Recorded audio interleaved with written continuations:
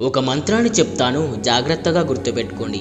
ఈ మంత్రాన్ని సాక్షాత్తు పరమశివుడే వినాయకుడికి రహస్యంగా చెప్పిన నారాయణ మంత్రం. అయితే ఈ మంత్రాన్ని చెప్పే ముందు దాని వెనుకున్న కథ ఏమిటంటే, ఒకానొక సమయంలో దేవతలు మునులు కలిసి ఏ పని చేసినా విఘ్నాలు రాకుండా కొలుచుకోవడానికి ఒక దేవుణ్ణి ప్రసాదించమని వాళ్ళు కోరతారు. అప్పుడు శివుడు వినాయకుడికి కుమారస్వామికి ఈ ముల్లోకాల్లో ఉన్న 300 కోట్ల పుణ్యనదుల్లో స్నానం చేసి ఎవరైతే ముందుగా తిరిగి వస్తారో వాళ్ళే దీనికి అర్హులు అంటాడు. అప్పుడు వెంటనే కుమారస్వామి బయలుదేరి వెళ్ళిపోతాడు. కానీ వినాయకుడు మాత్రం తల్లిదండ్రుల చుట్టూ ఒక మంత్రాన్ని జపిస్తూ ప్రదక్షిణాలు చేస్తాడు. ముల్లోకాల్లో తిరుగుతున్న కుమారస్వామికి ఏ నది వద్ద చూసిన వినాయకుడే తనకంట ముందుగా కనిపిస్తాడు.